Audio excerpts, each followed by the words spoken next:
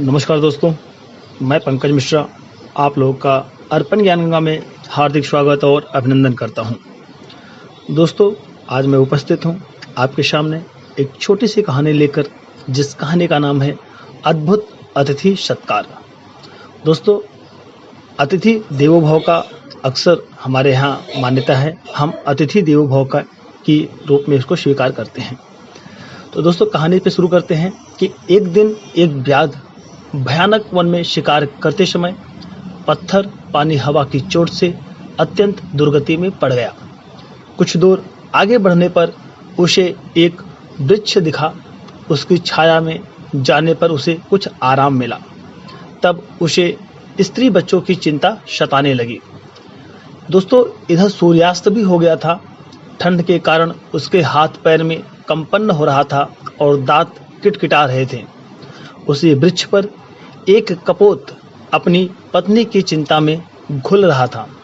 उसकी स्त्री पतिव्रता थी और अभी चारा चुगकर आई नहीं थी। वस्तुतः वह इसी व्याध के पिंजड़े में पड़ी थी। कपोत उसके न लौटने पर विलाप कर रहा था। पति का विलाप सुनकर कपोती बोली, नाथ, मैं पिंजड़े में बंधी हुई हूँ। कृपया आप मेरी चिंता न कर अतिथि धर्म का पालन करें। यह व्याध भूख और ठंड से मरा जा रहा है। सायंकाल अपने आवास पर आ भी गया है। यह आर्त अतिथि है। यद्यपि यह शत्रु है, फिर भी अतिथि है। अतः इसका सत्कार करें। इसने जो मुझे पकड़ रखा है वह मेरे किसी कर्म का फल है। इसके लिए व्याध को दोष देना व्यर्थ है। आप अपनी धर्ममयी बुद्धि को स्थिर करें। थके हुए अतिथि के रूप में सारे देवता और पितर पधारते हैं। अतिथि सत्कार से सबका सत्कार हो जाता है। यदि अतिथि निराश होकर लौट जाता है तो सभी देवता और पितर भी लौट जाते हैं। आप इस बात पर ध्यान न दें कि इस व्याध ने आपकी पत्नी को पकड़ रखा है, क्योंकि अपकार करने वालों के साथ जो अच्छा बर्ताव करता है वही पुण्य का भागी माना जाता है।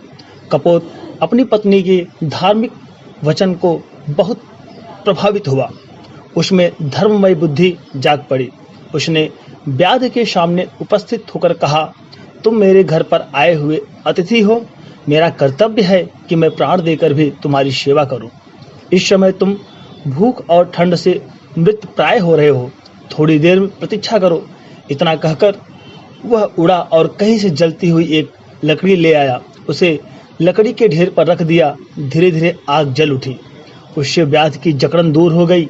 तब कपोत ने व्याध की परिक्रमा कर अपने को अग्नि में झोंक दिया।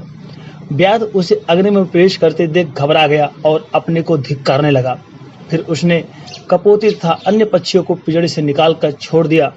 कपोती ने भी अपने पति के पथ का अनुसरण किया। तत्पश्चात कपोत और कपोती देवताओं के समान दिव्य शरीर धारण कर तथा विमान पर चढ़कर स्वर्गलोक की ओर प्रस्थित हुए। उन्हें जाते देखकर व्याध ने उनकी शरण ली और अपने उद्धार के लिए उपाय पूछा। इस पर कपोत ने उसे गोदावरी में स्नान करने की बात बताई। 1 मास तक गोदावरी स्नान करने के व्याध भी स्वर्गलोक को चला गया। गोदावरी का वह स्थान आज भी कपोत तीर्थ के नाम से विख्यात है। दोस्तों, हमारी परंपरा है, हमारे रीति रिवाज परपाठी मर्यादा है कि अतिथि देवो भव। अतिथि की सेवा सत्कार में कभी भी कोई कमी नहीं होना चाहिए।